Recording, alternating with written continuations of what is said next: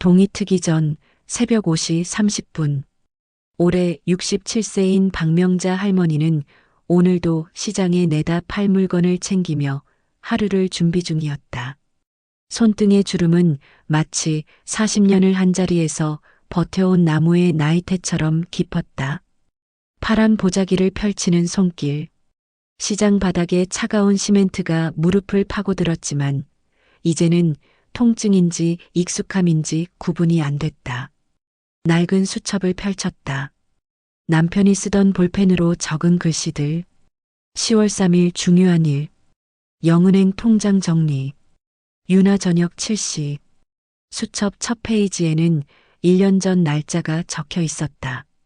남편이 떠난 날. 그날 이후 이 수첩은 명자에게 유일한 대화 상대가 되어버렸다. 시장 사람들은 말했다. 명자 씨, 이제 좀 쉬어. 자식들한테 손 좀 벌려. 하지만 명자는 고개를 저었다. 손을 벌리는 순간 자신이 짐이 된다는 걸 알았다. 그때 전화벨이 울렸다. 여사님, 오늘 오후에 시간 되십니까? 전화 속 목소리는 꿀처럼 달았다. 최성만 62세, 교회 장로. 남편 장례식 때였다. 영안실밖 복도는 형광등 불빛처럼 차갑고 하했다. 그때 최성만이 따뜻한 국밥을 들고 나타났다. 여사님, 이거라도 드세요. 기운 차리셔야죠. 그 국밥 한 그릇이 얼마나 따뜻했는지. 병원 구내식당 냄새와 소독약 냄새 사이에서 그 국물은 유일한 위로였다. 그 이후로 명자는 교회에 더 열심히 나갔다. 새벽기도, 수요예배, 금요철야. 명자 씨 집과 시장 근처 작은 교회는 시장처럼 사람 사는 냄새가 났다. 대형 교회의 인공적인 향수 냄새가 아니라 김치찌개 끓는 냄새, 된장국 냄새가 나는 곳처럼 편안한 곳이어서 남편을 보내고 외로운 마음을 달래는 유일한 곳이었다. 최성만은 그런 명자를 유독 챙겼다. 여사님, 은행에 VIP 상담 잡아놨습니다. VIP. 명자는 그 단어를 처음 들었을 때 가슴이 뛰었다. 40년 동안 무릎 꿇고 장사하던 자신에게 VIP라는 말이 붙다니. 원금 보장의 세제 혜택까지요. 요즘 같은 때 이런 상품은 정말 귀한 겁니다. 여사님 같은 분이야말로 진짜 VIP죠. 그의 목소리는 설교단에서 말씀을 전할 때처럼 확신에 차 있었다. 이제 돈이 일하게 하셔야죠. 여사님이 언제까지 시장 바닥에서 무릎 꿇고 계실 겁니까? 명자의 눈시울이 뜨거워졌다. 그래. 이제 좀 쉬어야지. 곧이어 문자가 쏟아졌다. 은행 VIP 상담 확인. 은행 프리미엄 상품 설명서. 고객 동의서 클릭하여 서명하세요. 은행 로고가 반짝였다.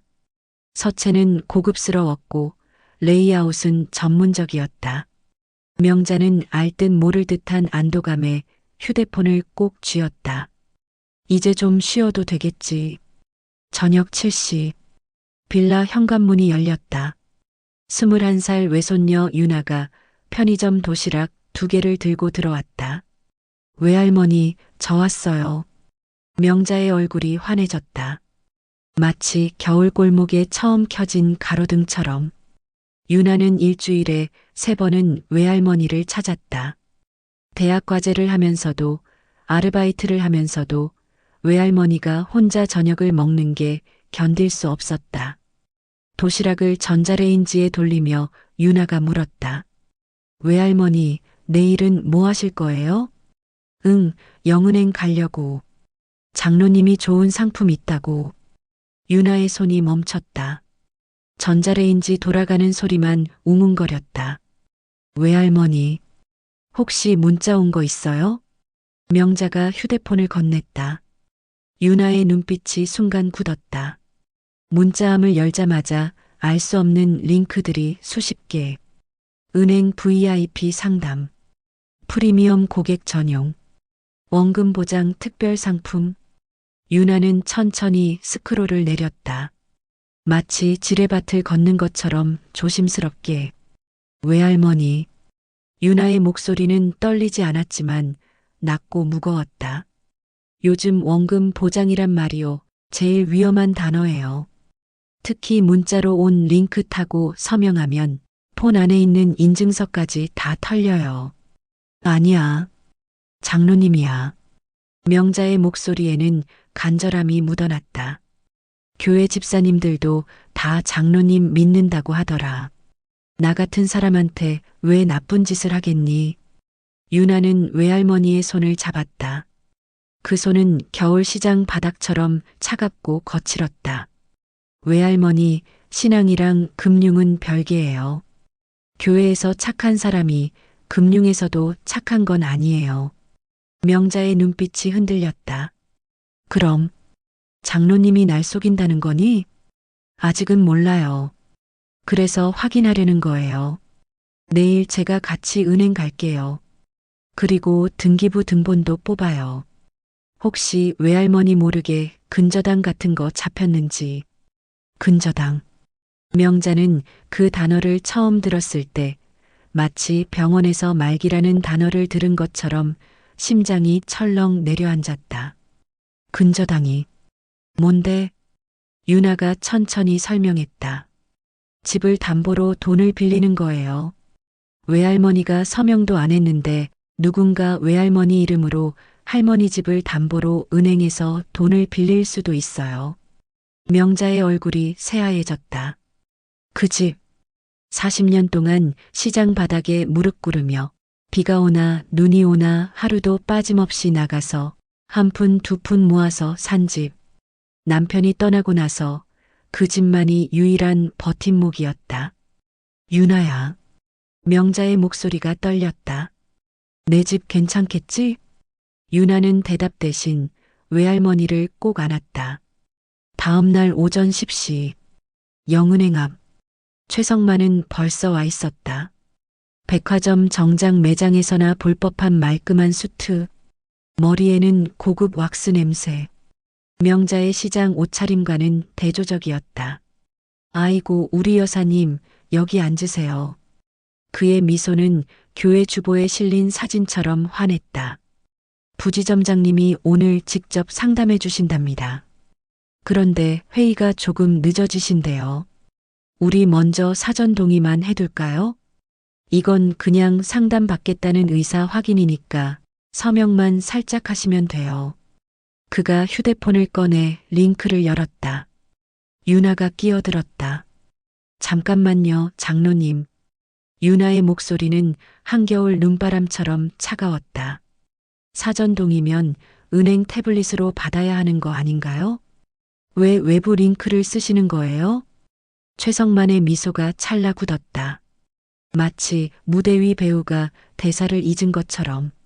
아, 요즘 다 페이퍼리스라서. 젊은 친구는 이런 거 더 잘 알 텐데. 그의 목소리에는 살짝 날이 섰다.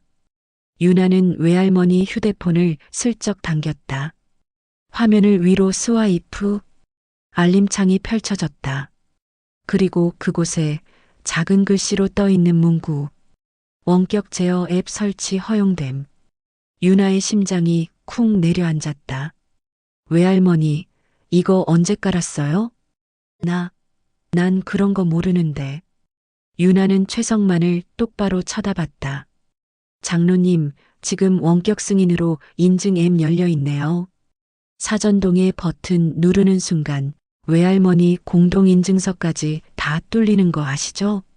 최성만의 얼굴에서 미소가 완전히 사라졌다. 마치 무대 조명이 꺼진 것처럼. 아니, 그게 무슨. 바로 그때였다. 띠링. 명자의 휴대폰에서 알림음이 울렸다. 유나가 며칠 전에 설정해준 등기 변동 알림. 박명자 소유. 영광역시 영구 로 17번 길. 억수빌라 1동 307호. 근저당권 설정 신청 접수. 2025년 10월사 10시 12분. 명자의 손이 떨렸다. 휴대폰이 바닥에 떨어질 뻔했다. 네. 내 집에. 근저당. 유나는 무인 발급기로 뛰어갔다. 손가락이 화면을 빠르게 터치했다. 등기부 등본 출력 중. 프린터 소리가 마치 심장 박동처럼 빠르게 울렸다. 등기부 등본이 나왔다.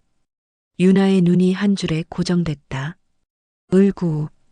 접수일자 2025.10. 4. 접수시각 1012. 근저당권 설정. 채권 최고액 금 1억 8천만 원. 채무자 박명자. 근저당권자 대부 신청인 대리인. 최성만. 세상이 멈췄다. 은행 로비의 소음이 사라졌다. 에어컨 바람도 사람들 발걸음 소리도 모든 게 멈췄다. 명자는 그 숫자를 보았다. 1억 8천만 원. 평생 모은 돈보다 많은 빚. 40년 동안 무릎 꿇고 모은 돈보다 많은 빚이 단 10분 만에 자기 집에 걸렸다. 유나가 등기부 등본을 최성만 앞에 내밀었다. 손이 떨리지 않았다. 목소리도 떨리지 않았다. 장로님, 이게 뭡니까? 최성만은 등본을 보지도 않고 손사래를 쳤다. 아니, 그게 아니라 여사님이 투자 상담 원하셔서 내가 서류 대리로 좀 정리해 드리려던. 투자 상담에 왜 근저당이 필요합니까? 유나의 목소리는 법정에서 증인을 신문하는 검사처럼 차가웠다. 그리고 이 대부업체는 뭡니까? 은행 VIP 상담이라면서 왜 대부업체 명의가 들어갑니까? 최성만은 셔츠 칼라를 느슨하게 풀었다. 이마에 땀이 맺혔다. 에어컨 바람이 차갑게 불었지만 그의 등은 땀으로 젖어 있었다. 여사님, 그가 명자를 향해 고개를 돌렸다. 나도 요즘 사정이 어려워서 그냥 잠깐만 명예 좀 빌려 쓰려고. 명자는 그 말을 들었다. 아니, 들었지만 이해할 수 없었다. 마치 외국어를 듣는 것처럼. 잠깐만 이 얼마나 긴 시간인지 아무것도 이해할 수 없었다.